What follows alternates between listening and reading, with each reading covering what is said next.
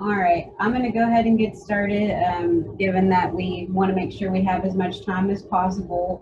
My name is Gabby Harris, and I am the manager of member programs here at the TSURA office in Fort Worth. I typically am your host usually for these Ranging 101 classes and look forward to continuing to do that into 2021.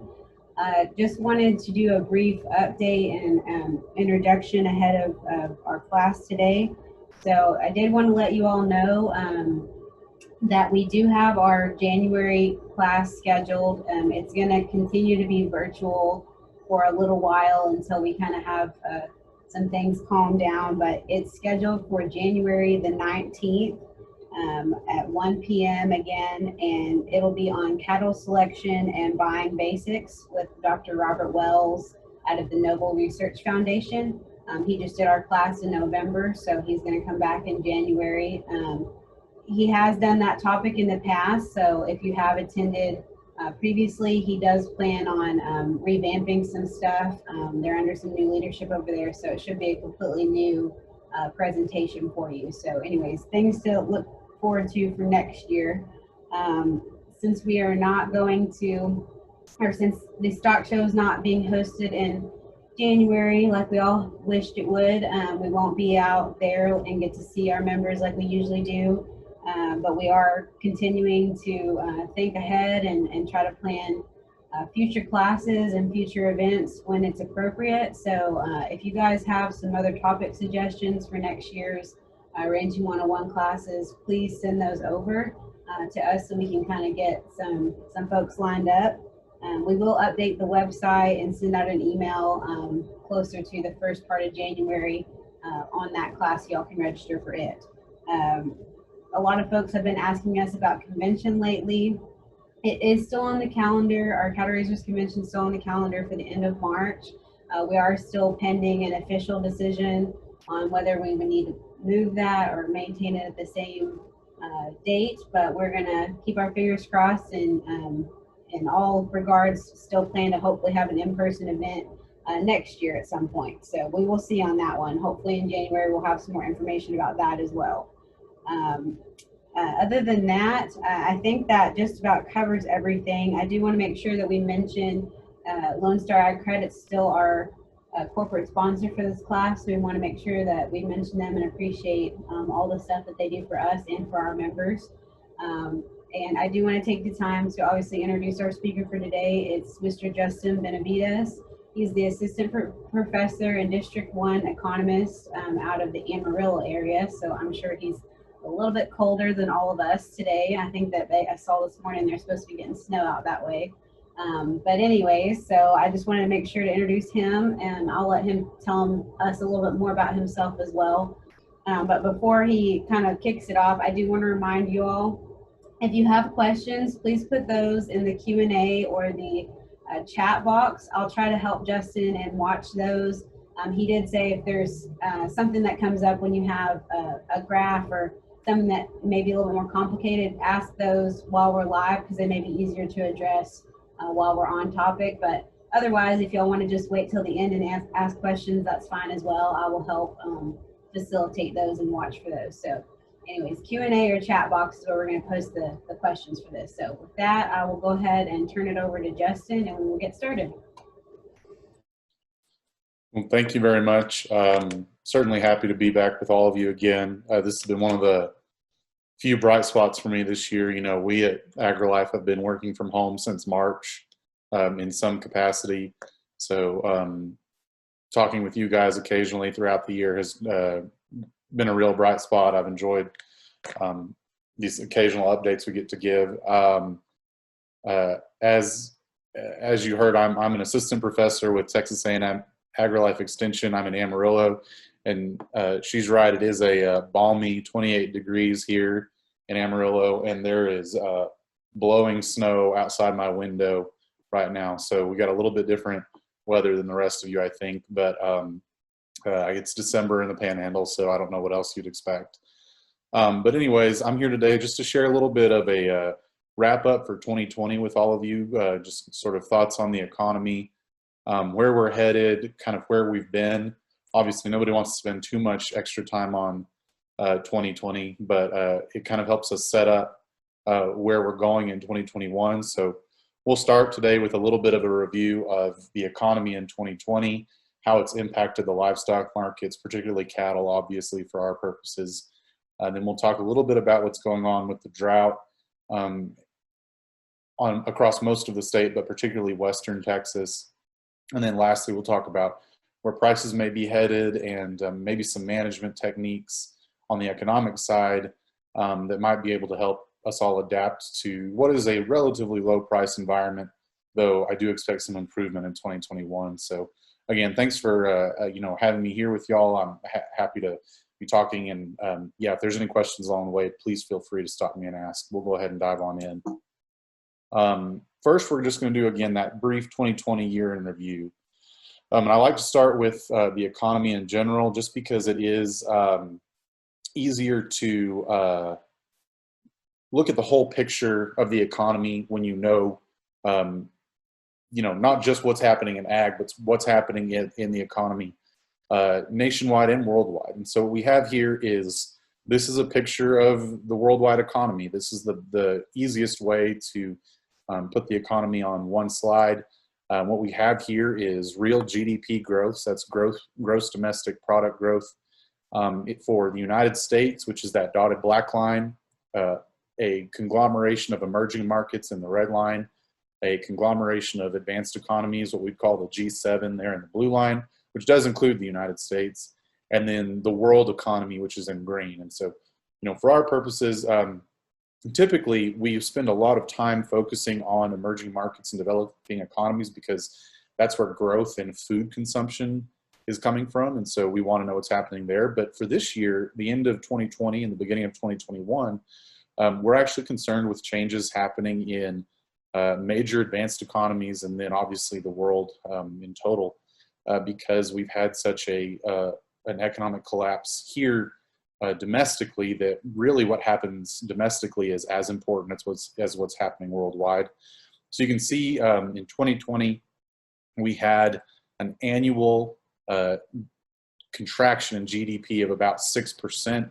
We'll have that quarterly on the next slide, but overall, we lost about 6% growth in GDP for the year of 2020, which is a greater magnitude there in the United States by about triple compared to the Great Recession there in 2008. So this has been a severely contracting economy. Now, obviously, we are turning that around and heading into a recovery as we've adjusted to the pandemic, as some economic activity has picked back up, though obviously with more hospitalizations and cases on the rise at the moment, there are some fears that could turn around again for the first quarter of 2021.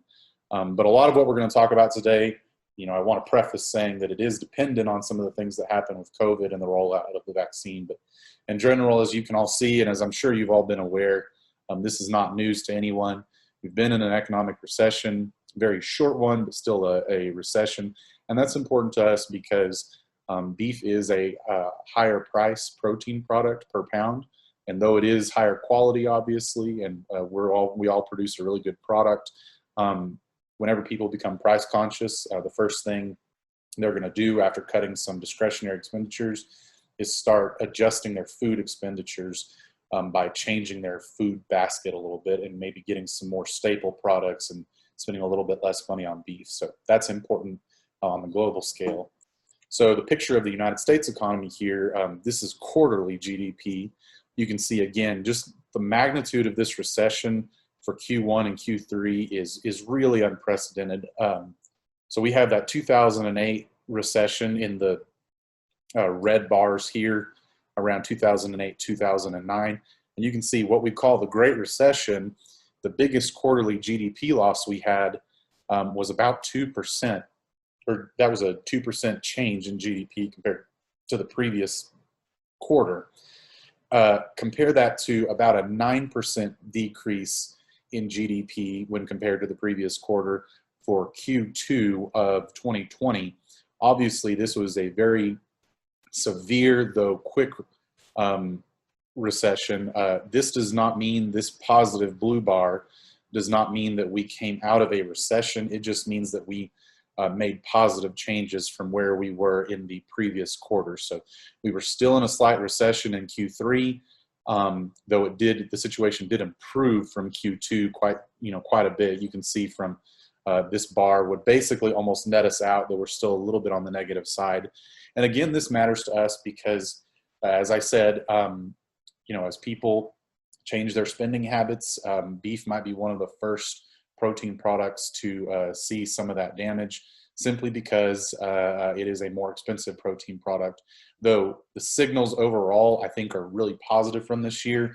And though we faced a lot of challenges, the overall message that I'm going to give you is that the outlook for 2021 is substantially more positive. And though there were changes in the overall demand for beef, compared to where this chart, I would have assumed beef demand would have changed, beef demand has remained incredibly strong, even given these changes. And so, we would expect some decrease in consumption of beef or demand for beef overall, but it hasn't been as severe as I would have expected.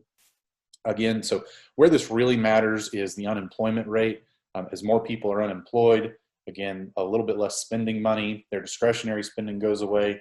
And not only does that matter for, the places we're consuming food, as I've said, we're not going to have as much eating out at restaurants. It matters for the type of food we consume when we're at home. More people are going to deviate to ground beef and roasts, things that are easier to prepare, maybe things they're more comfortable preparing, maybe than a high value steak. It's just something more people are comfortable with, and it's easier to do to throw together, a recipe of hamburger helper in the evening, or put a roast on, or something in the crock pot for the entire day. And sometimes those are our less valuable cuts. And so that can have a big impact on the beef sector in particular. Luckily, the unemployment rate is declining. However, it is still at the highest it's been in about 10 years.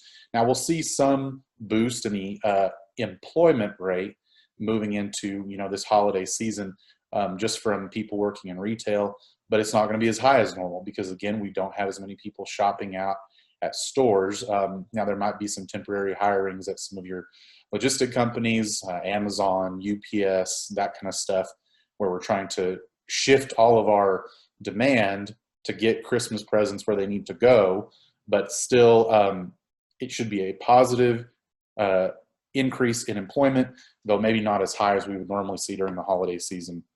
And again, the whole story behind this is what it did in the beef market for us, right? This is what we really care about. Now, I know you all are on this call, so I know you pay close attention to what's happening in the markets on a regular basis. This is not a new story to you, but just as a recap for what has happened, that red dotted circle represents kind of the most significant disruptions from COVID-19 in the beef sector. So what we have here are the price of slaughter steers on the 5 market weekly average in hundredweight. So over there on the left-hand side is price. Then you've got your year across the bottom. The red line represents the 5-year average before 2019.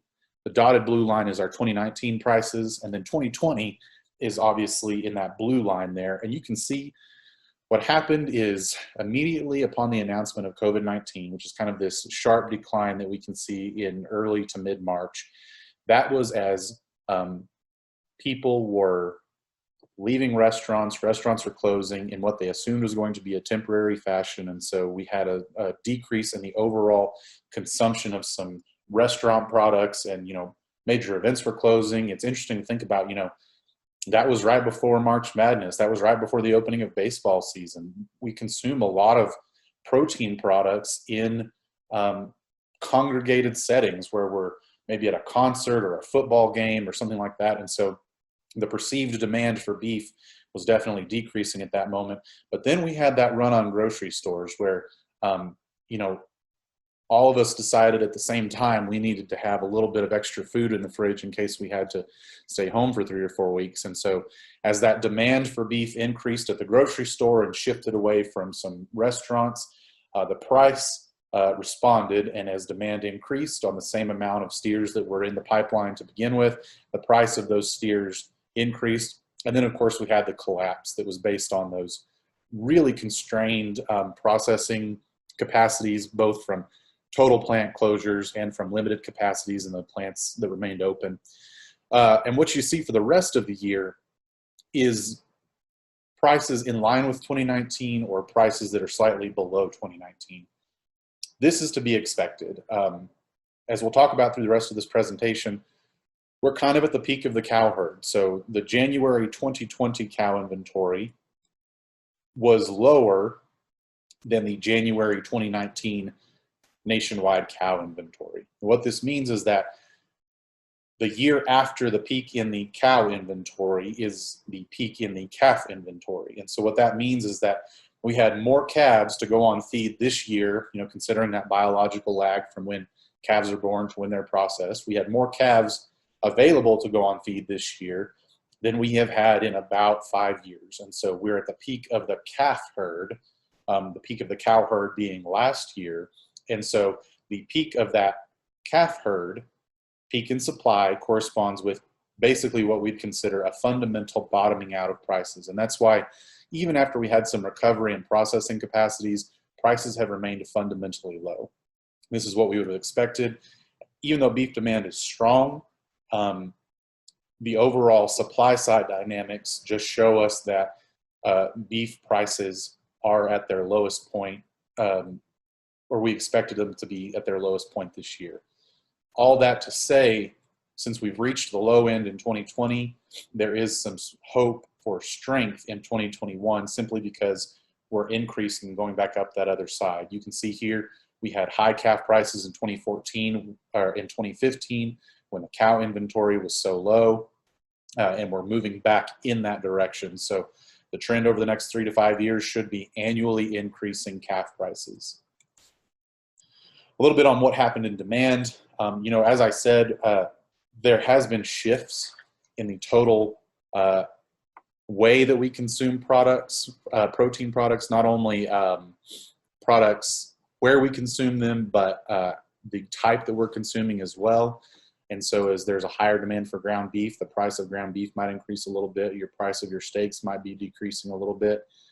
It just depends on locally how your supply and demand dynamics are influencing each other on those individual cuts. But overall, beef consumption remains strong and is forecast to remain strong. Now, consumption is a little bit of an interesting measure. We don't actually know how much beef you and I eat on a per capita basis. This is a per capita graphic of consumption, certainly, with pounds on the left-hand axis and time over the horizontal axis. But this is actually a graphic of how much we produced, how much beef, pork, and chicken and turkey we produced, divided by the number of people in the United States. So this is more of a graphic of disappearance. And now that beef goes somewhere, right? We don't process it and then it vanishes into thin air. It's purchased and it may not be consumed, but it's either frozen and held over. It might be thrown away, but it is purchased and does generate value.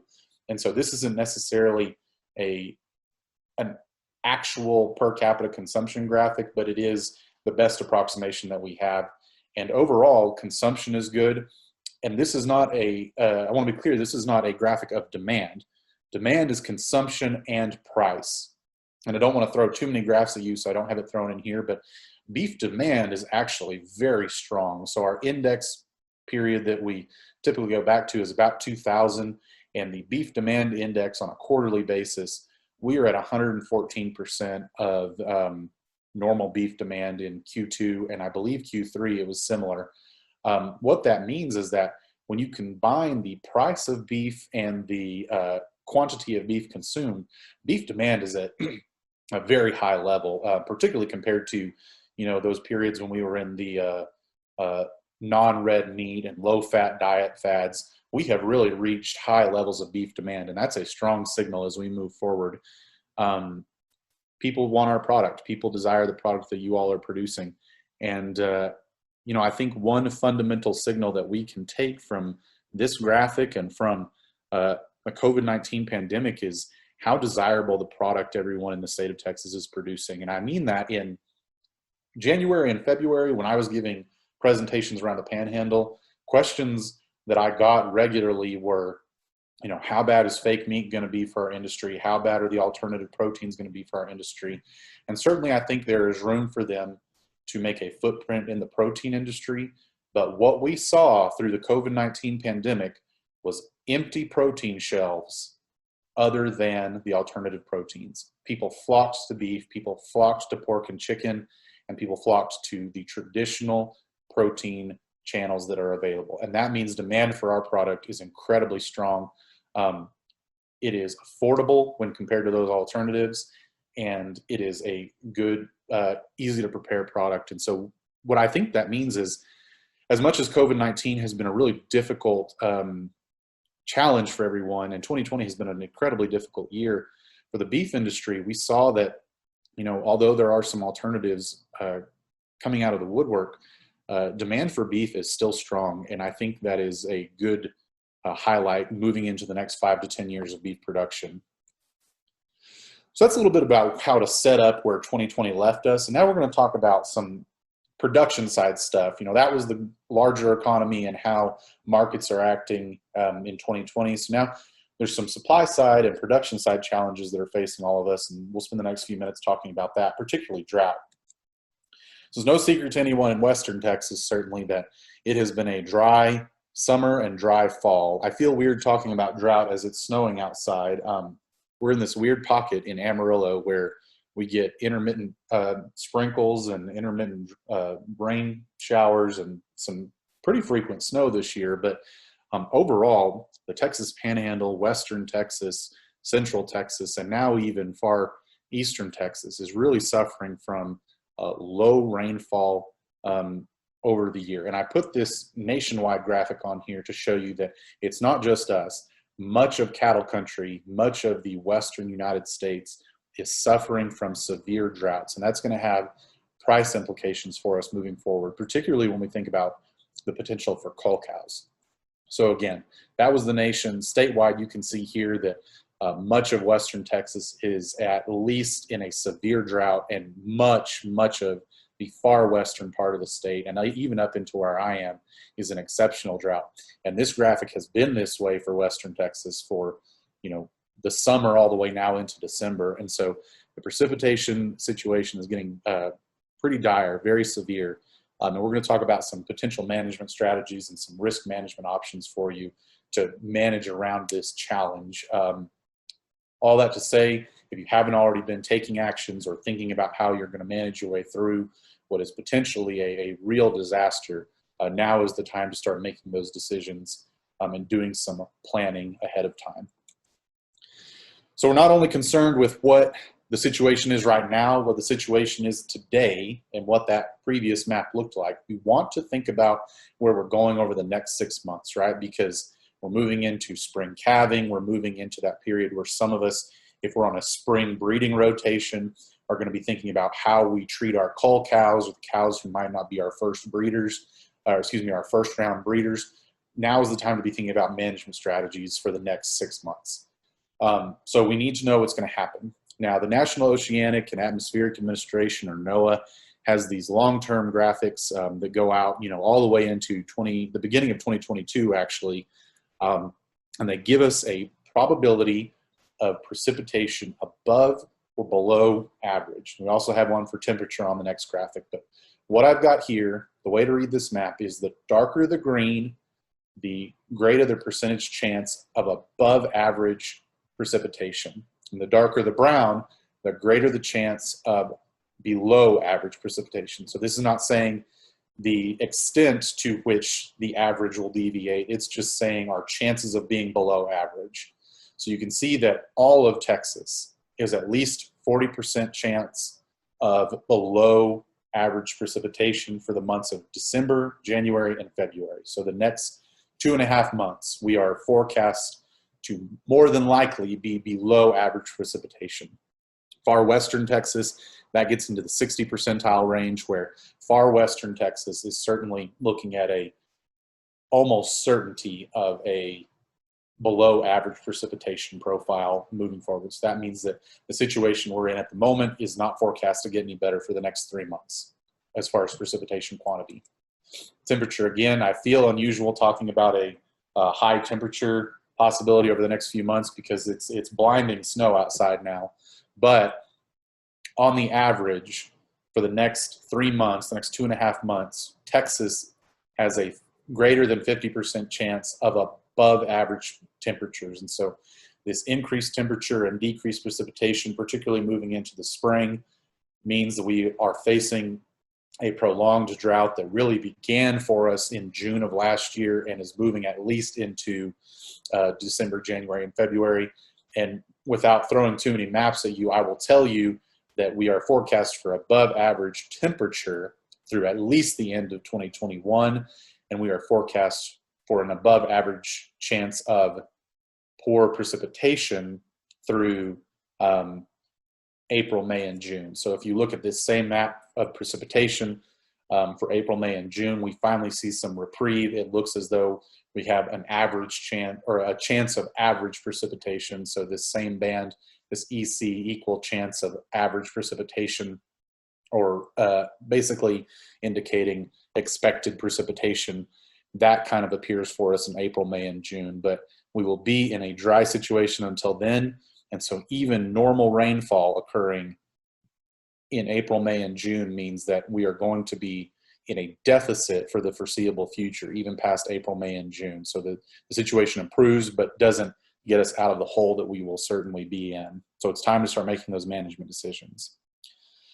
One of those management decisions is, and the first one that most of us think about is culling. And so you can see from this graphic, again, we have thousands of head of cows slaughtered on the left-hand side. Across the bottom, we have a year's worth of time, beginning in January, ending December. That average of 14 to 18 is in red again. 19 is the dotted blue line, and then 2020 this year is the solid blue line. What you'll notice is that total cow slaughter on average is below 2019 when we look at the 2020 line. Part of that's the fundamentals. It has nothing to do with the drought. It has nothing to do with COVID-19. It has to do with the fact that the 2020 cow inventory was below the 2019 cow inventory. And that just means there's fewer cows to slaughter. So this is the graphic we would expect.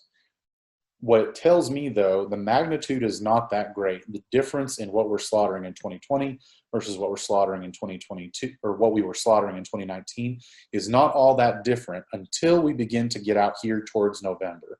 And you can see that cow slaughter is beginning to track right in line with 2019 cow slaughter. Now, that's not definitely an indication of the beginning of liquidations, but it means that with fewer cows starting in 2020, we're still slaughtering as many as we were in 2019. So something is causing that liquidation, and I would expect that it could be the beginning of a wide-scale liquidation across the western United States due to drought conditions. What that means to me is that as the supply of cull cows increases, we can expect a decrease in price for cull cows. It's a simple fundamental. Obviously, as the supply of something goes up, all demand equal, we would expect a decrease in price. And so at the moment, we are seeing a bit of an interesting dynamic in the pricing. The price of 2020 cows is where we would expect it to be. Again, it's above 2019 because there are fewer cows in the pipeline. An interesting dynamic when you look at these graphics, you will see over time the red lines switch spots. So obviously here, the red line's on the bottom. That is the number of cows being slaughtered, and this is the price of cows. And this is just kind of an illustration of the inverse relationship of quantities and prices. You can see that when quantities, that red line here is low, prices are high, and when we see those relationships reverse and quantity is high, so that would be where we are with the solid blue line, and dotted blue line, prices are lower. So at the moment, we're seeing a slightly higher price for cull cows in 2020 than we saw in 2019 as a result of some of those lower inventories. However, if liquidation continues to occur, we can expect a decrease in those cull cow prices. What I'm showing here is that at the moment, we've got higher cull cow prices in 2020 than we did in 2019. That may continue into early 2021. it's probably time to start thinking about taking advantage of these relatively higher cull cow prices now, because if large-scale liquidation occurs and we all run to the sale at the same time, prices for those cull cows is going to collapse, and then you're not really generating as much revenue for the same animal as you would have if you culled a little bit earlier. So that being said, sometimes it pays to pull that trigger early, certainly on your poor performers. If you know you're going to cull her this year, it's probably better to just run down to the sale, maybe make an extra trip early. I'm not suggesting that you have to take all your culls tomorrow or all your culls the week after Christmas. But the really bad performers, the ones you know without a doubt are going to be on that first load, it's probably okay to take them either now or at the very beginning of January, as we've got some support in prices and you can get a little bit higher revenue for those cattle. Prices are comparatively high, but it might not last if we all go to the sale at the same time. This doesn't only generate revenue for you, but you'll save money on feed costs. You know, up here in the Panhandle, obviously, as we've got dry conditions and it's really cold and we're having to do a lot of supplemental feeding, you'll save some money on those supplemental feed costs if you cull a little bit earlier. So it's not only generating revenue, but it's saving some money on the cost side. I did see some good wheat pasture in parts of Texas that I wasn't expecting on my drive down to Fort Worth last week. But overall, the height was pretty low for the year, and it wasn't a whole lot of good wheat pasture. And so that just tells me that there's not a lot available. And these are signals that we might want to consider culling a little bit earlier rather than old. And again, if you've got those cattle that typically breed in the second round or third round in your breeding cycle, those are probably the ones that you want to consider going ahead and getting rid of, just so you don't have to feed them when they're going to cost you a lot of money to get bred. The drought doesn't only have a impact on our cattle production, it has an impact on our hay production and hay price. I don't buy a lot of hay, but when I do, I've noticed that the price has been going up steadily for the last 2 to 3 months. And our monthly market reports would tend to agree with that. You can see that since September, we've seen an increase in hay prices. I'm paying in the neighborhood for non-alfalfa hay, depending on the month, of about $150. So we don't have the data for that yet, but I would expect this graphic to show that that solid blue line is now in the neighborhood of $150 per ton instead of down there in the $132 per ton range.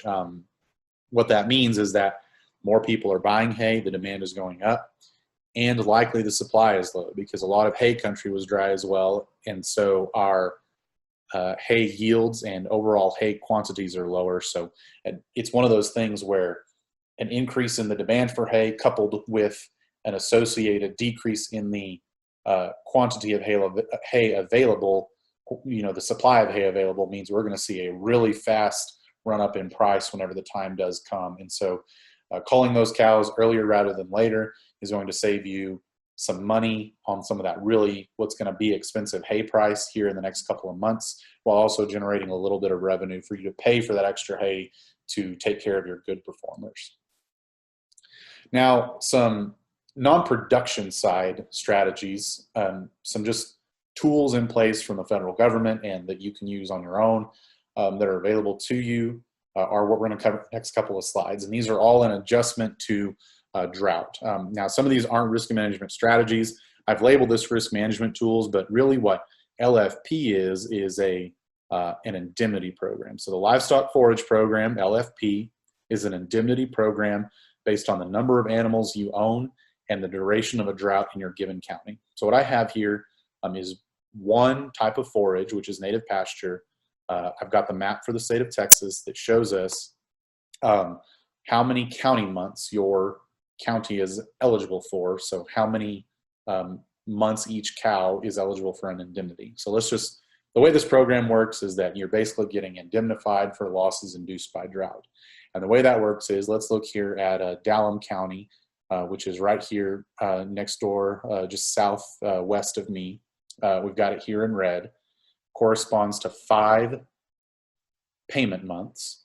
So if we have bulls, or let's say we have a couple of cows, one cow in Dallam County would be eligible for 5 times 31.89 in the month of 2020 if you were running her on native pasture.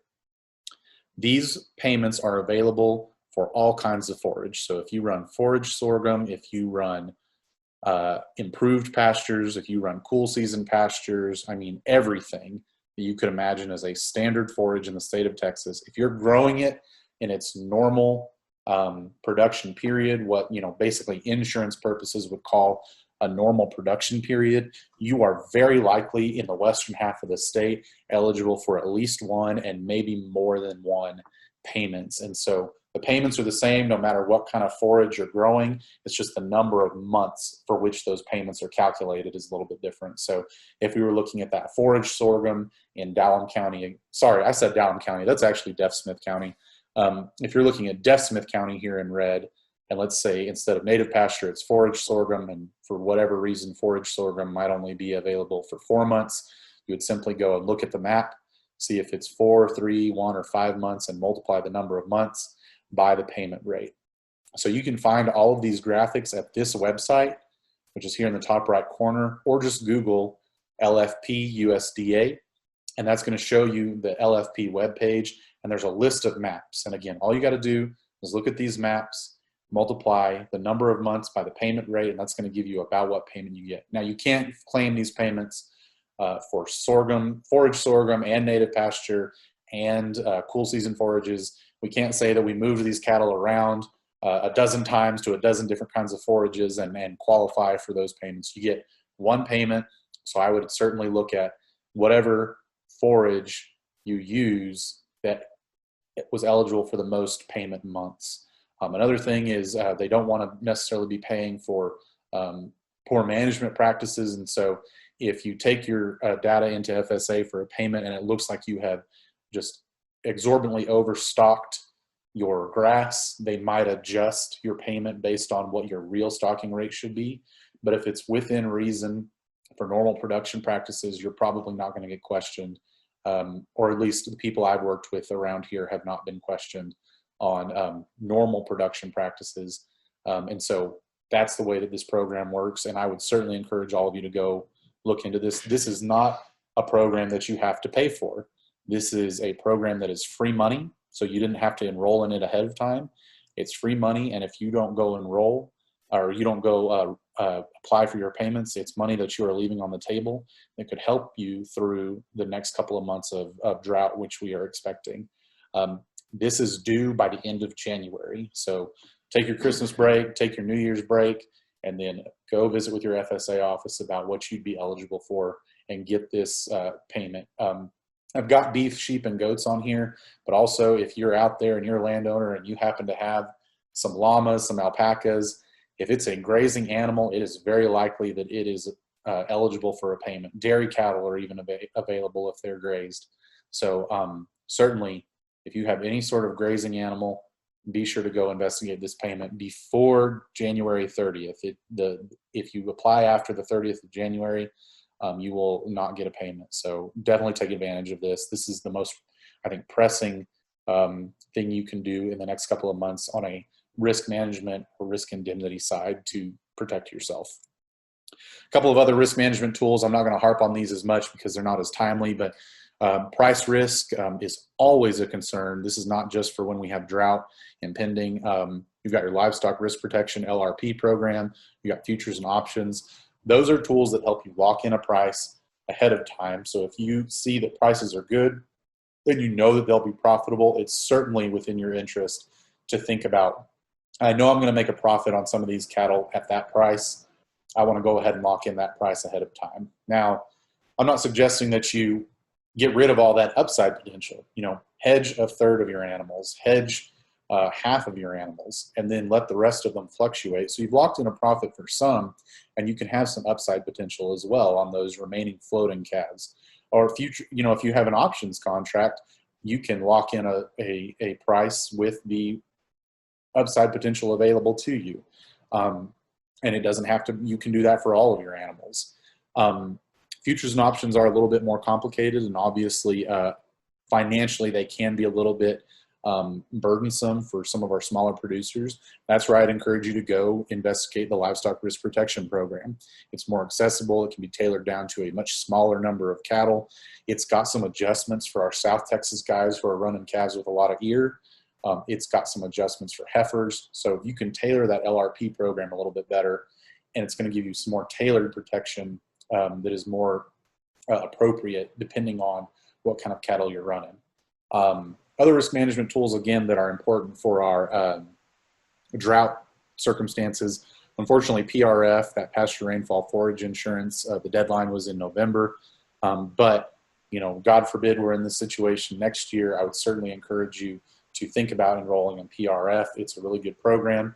And if we had any discussions before the deadline, I certainly would have mentioned this to you. We know that we're going to be in, or the forecast is for a high likelihood of below average rainfall. And so that if your rainfall is deviating from the historic average, there is a very high likelihood that folks enrolled in PRF in 2021 are going to receive an indemnity for those first couple of index intervals, January, February, March, whatever the case may be, because we know that it's going to be out of the normal range of precipitation. And so that's a rare insurance product where if you pay attention to the forecasts ahead of time far enough, you kind of have some advanced knowledge that you have a very good likelihood of getting a payment. And so it's important to pay attention to those things. And these are already things we can be thinking about for 2021 and 2022 as we move into the next year. Dual use insurance option, of course, for our guys up here that run a lot of cattle on wheat, consider using that. We've got our livestock indemnity program. If for some reason there is a real acute natural disaster in your area, the livestock indemnity program is for that kind of situation, which would include wildfire and anthrax-induced disaster from drought. So these are some other risk management tools that are based on drought conditions, not necessarily just price management. Prices and cost cutting. Did we have any questions before I move on to the next section? Section? Yeah. Sorry, I missed a second ago, but That's I think okay. slides ago, one of our panelists or one of our attendees is asking to repeat the calculation on the multiplying the number of months. Okay, so the way you would look at this map, let's just look here, for instance, at Deaf Smith County. If you're in Deaf Smith County and I'm mislabeled your county earlier, I'm really sorry. You're in my district. I shouldn't have done that. But anyways, we're looking here at Deaf Smith, which is in red, or you can consider any of these counties in red over here.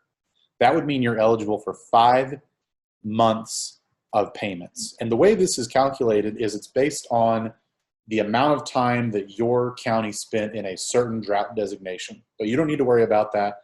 Just look at this map online. Again, here, this is for native pasture.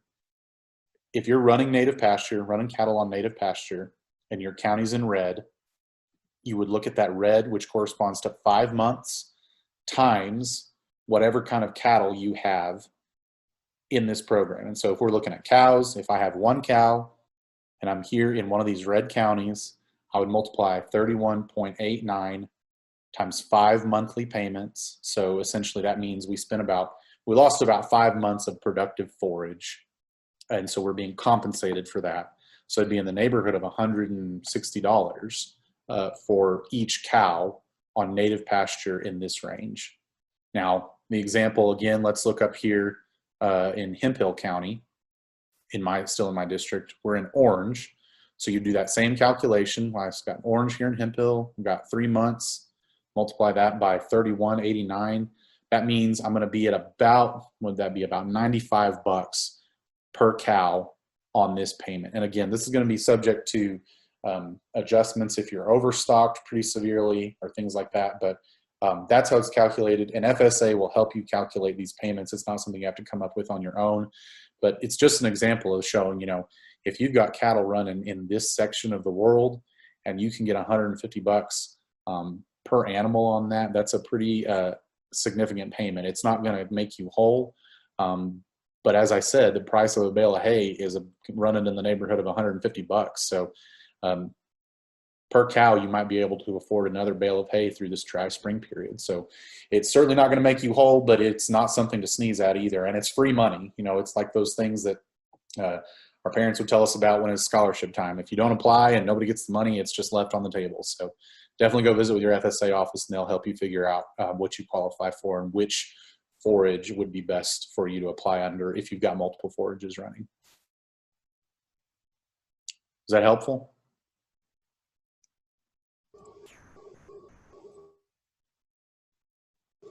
Yeah, I think you're good to go on that one. Okay, great.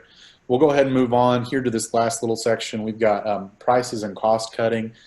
So just a little bit of an idea of where prices will be heading, and then a management strategy on cost cutting. Again, looking at the direction that these lines are moving, we've got red is that 5-year average prior to 2019. We've got thousands of head of cattle slaughtered. So this includes slaughter weight animals, steers, heifers, as well as cull cows, bulls. This is the number of cattle slaughtered in federally inspected plants each year.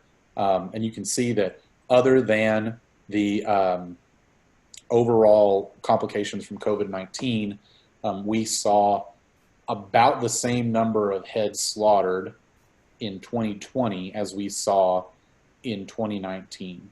And so again, we had more calves this year that were available for slaughter because we reached the peak of the cow herd last year, and so we're at the peak of the quote-unquote calf herd this year. And not only that, those calves were all bigger. So as more of those calves spent more time in feed yards, the dressed weights increased, and this is kind of a function of normal dynamics as well as some complications from COVID-19. You can see that federally inspected steer dressed weight for 2020 is quite a bit. We would call this a pretty substantial move in dressed weights from the previous year of 2019. What this means is that we had more beef in 2020 than we had in 2019. We're going to break some records, I think, by the end of the year in total beef production. We're going to get really close, and I really expect that we'll break it here in the next week.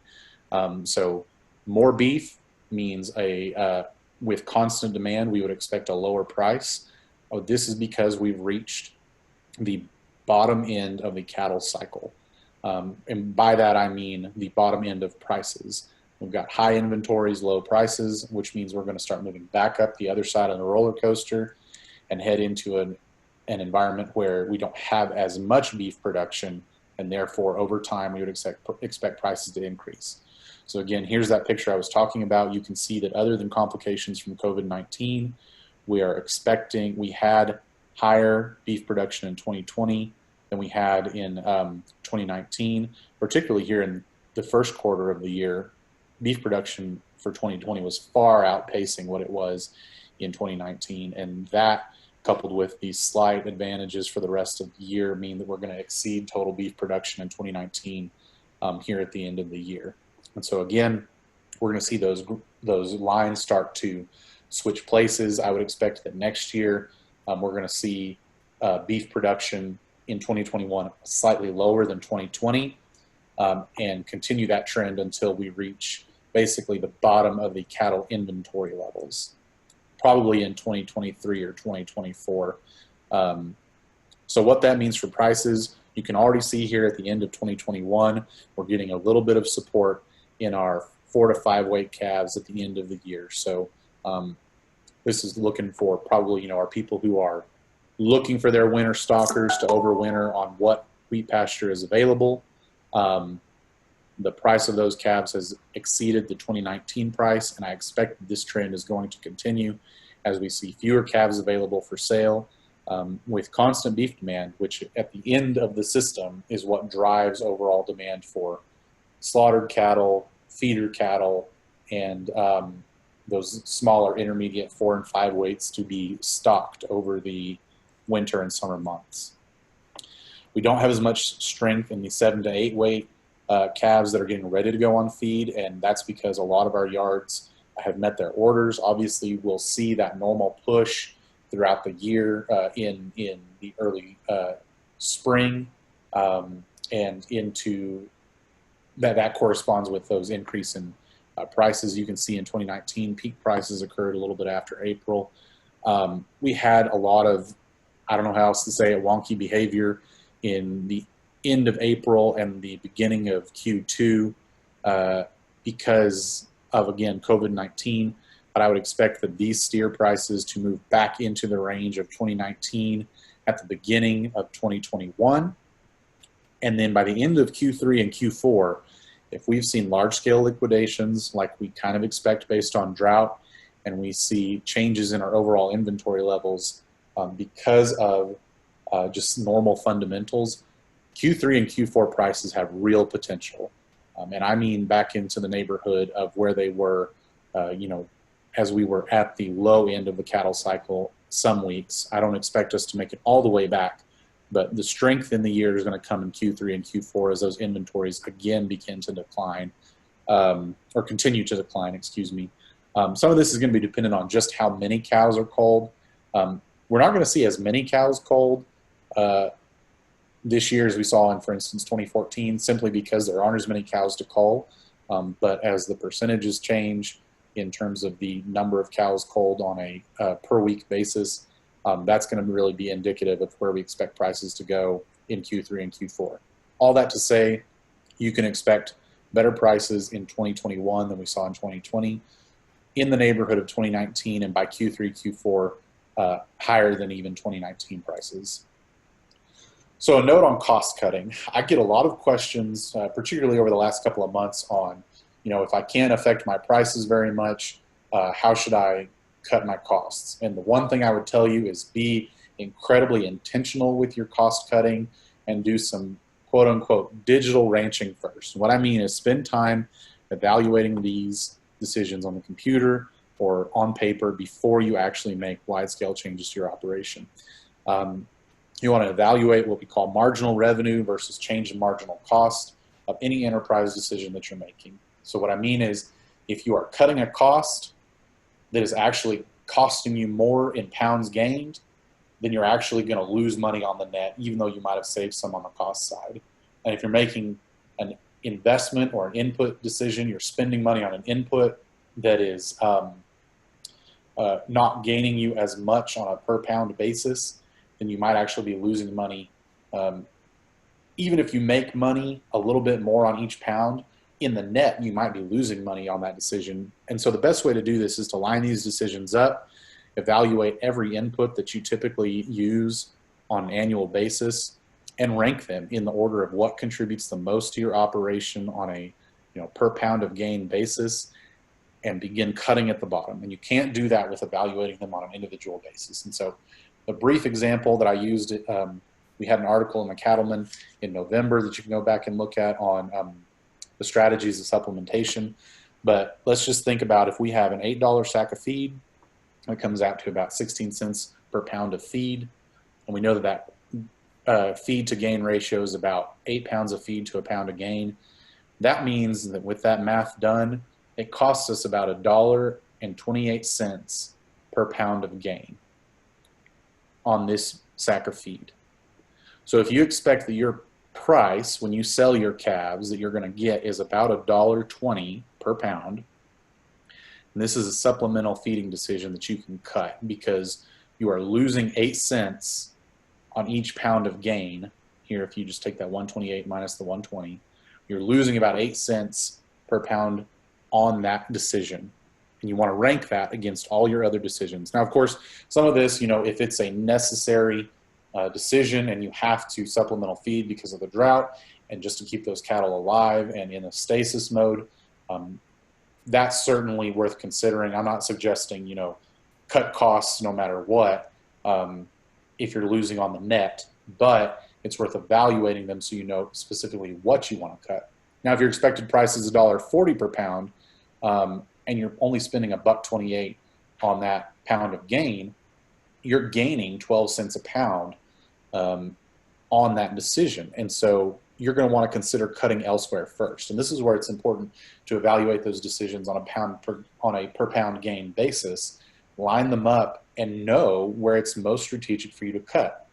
I also know that in certain situations, if we're facing the end of our operating loan for the year, or times are just incredibly tight and you have to cut no matter what, sometimes you just have to cut, and it's not always the most optimal decision. But sitting down and planning these things ahead of time can help you put yourself in those optimal decisions rather than just reacting and cutting willy-nilly when the time comes.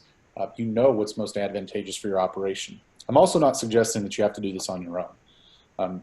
Agrilife is completely designed to help you make these decisions. And we have economists around the state who are available to help you evaluate these decisions. We've got tools to help you, and we will sit down and help you run these numbers. That's what we're here for, and that's what your tax dollars pay us for.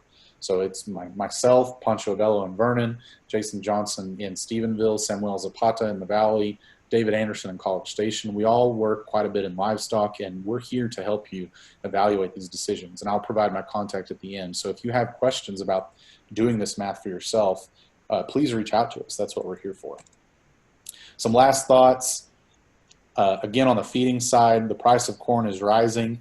I know up here in the Panhandle, with the basis that we have, we're seeing over $4 corn easily for cash. So if you're paying for feed here in the Panhandle, it's time to again evaluate those decisions for. I don't necessarily mean supplementation as in supplements as much as I mean just supplementing through the deficit forage situation we find ourselves in. Corn price is increasing, and because of purchases out of China, sorghum price is also pretty high. And in fact, I think sorghum might be a more profitable crop for my farmers this year than it will be for corn. So we're seeing a increase in price for all of our grains as well as our hay simultaneously. And it's worth you, again, making some plans ahead of time. Now, some interesting thoughts on this. You might see some moderation in the price for feeder calves because of this corn price. Feeding cattle is a margin business, and so as their costs increase, they just have less money to pay for calves. I don't expect it to completely destroy those increased prices that we are forecasting, but it will moderate a little bit of the gains that we're seeing on feeder calf prices. And when you see that, if you know that someone's making money on corn, this is an opportunity for you, if you're comfortable with advanced risk management strategies, to consider taking some of those gains for yourself. If you know that there's some opportunity in corn, and I'm obviously not suggesting that you go out there and wildly speculate, but if you know that you can use some strategic risk management with your broker to take advantage of some corn prices against your cattle pricing, this might be an opportunity for you to make up some increases on your corn side where you're seeing losses on the cattle side from some supplementation. Other pretty bullish news on the beef side: exports are really positive. Our U.S. beef exports to South Korea and Japan are on trend upward. We're seeing some strength regained in the Mexican markets. We expect exports to increase worldwide, particularly if we go back and think about those developing countries. Their protein demand is increasing over time, and we really don't have any extra land on which to produce cattle. And as the country in the world with the comparative advantage and competitive advantage in producing cattle, pretty only in competition with a couple of South American countries, there is long-term strength in the market for beef. And so this is really positive long-term. And if we were to throw up a graph of Chinese exports over the last couple of months, that's been some really positive movement as well. I don't know how long China will continue purchasing beef. We certainly hope that it's longer. But, in the last month, I believe they purchased in the neighborhood of 20 million pounds of beef, which is a record for them on a monthly basis, or certainly near a record, if not the record. And that's really positive for us because they have not been historically a strong purchaser of beef. And, if you think about it, if half the people in China were to consume a pound of beef more every year, that comes out to, 500 million pounds of beef. And if we just got 20% of that market, that means 100 million more pounds exported each year, which is really positive for us. So if you have any friends in China, and tell them to eat another burger, and to tell their friends in China to eat a burger, every little bit helps. Closing thoughts: we obviously expect to increase calf prices in Q3 and Q4 of 2021. Overall, the situation in 2021 to be a lot more positive on the fundamentals alone, not just because we're climbing out of the COVID-19 hole, but in general, the fundamentals of the market tell us that 2021 is going to see higher prices, and I expect 2022 to again be a higher price environment than 2021. This is a little dependent on COVID-19 induced swings. We want more people employed, not only because it means more people purchasing beef at the grocery store, but because more restaurants will stay open, and that means more venues in which to eat beef. And so the more opportunity there is to consume beef, either at home or in a restaurant setting, the better. And so I know there is concern around how fast the vaccine was approved, but if you're comfortable with it, I would definitely encourage you, after some consideration, to think about getting the vaccine, because the more of us that are safe, the more of us that are available to go eat in a safe manner, the more demand there will be for beef in a setting that is going to be a higher market setting for beef. And so definitely the faster we can get out of this COVID-19 hole, the better the market for all proteins, and for beef in particular. Drought's my biggest concern for the first two-thirds, for the two-thirds of the state, and probably actually through the summer of 2021. The forecast is for dry conditions at least through April, May, and June.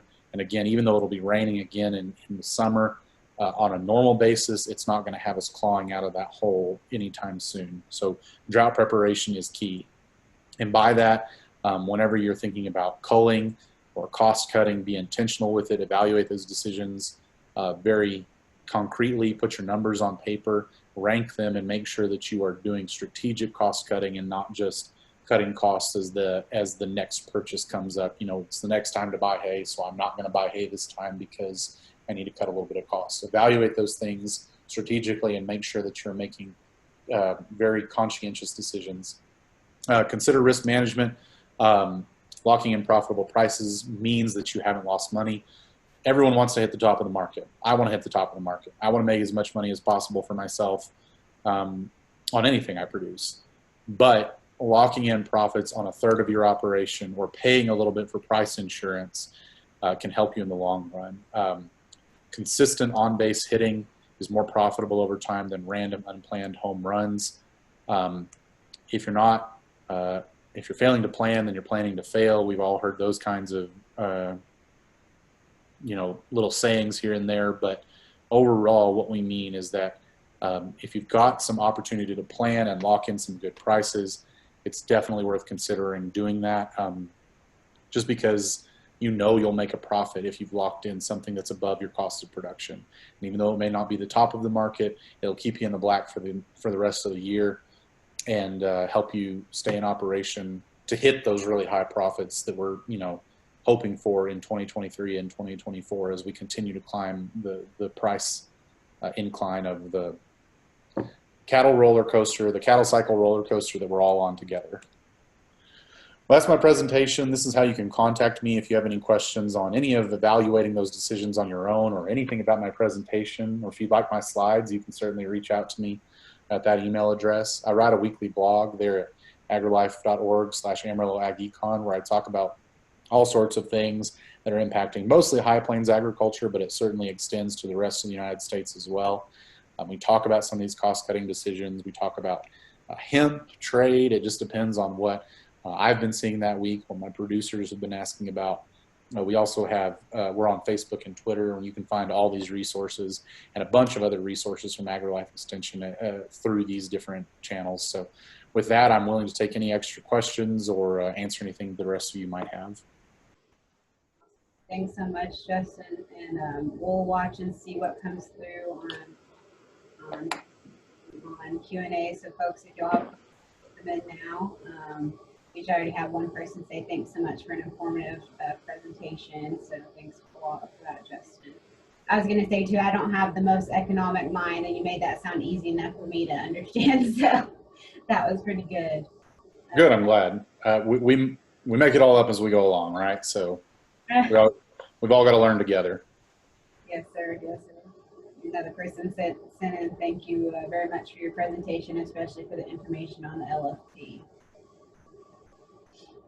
And folks, just as an additional reminder, I know last month, if you were attending, the email went out a little bit early before we had a chance to put the correct video link on there. So this month we are sending the follow-up email 2 days after. So hopefully the link is correct this time, but we'll try to watch it and catch up for next time. Catherine Kellner said, what about 80-20 mix of cotton to feed cattle? Are we talking about feeding cottonseed, or we talk? That one came up in the chat. Okay. What are? Maybe I'm not understanding. Could you repeat the question? Sure. She posted, what about 80-20 mix of cotton to feed in cattle? Maybe Catherine, if you can elaborate a little bit more and send something else through chat.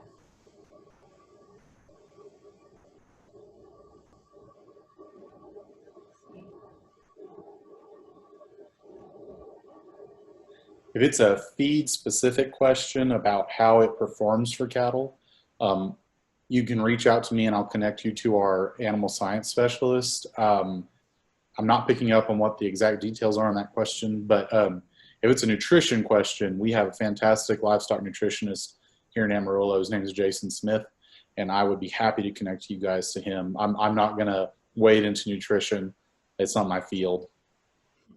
I totally appreciate that. So we'll see. Maybe she can send something back here in a couple seconds. Anyone else? Final questions? Go ahead and send those in. And if you don't think about it now, that's okay. As he said, he has his contact information out there too, so we can always follow up with him at a later time as well. Okay, I think something else may have just came through. Just someone saying thank you over in the Q&A section, Amber.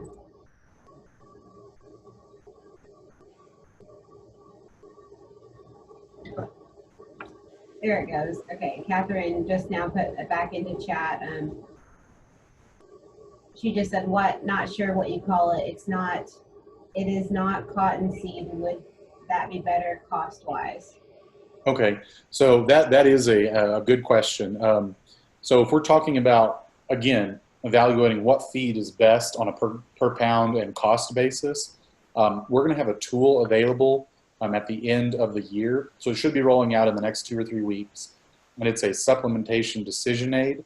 And again, Jason Smith, who I mentioned earlier, and myself have put that together. And it's going to allow you to evaluate all these different feedstuffs on your own or with our help.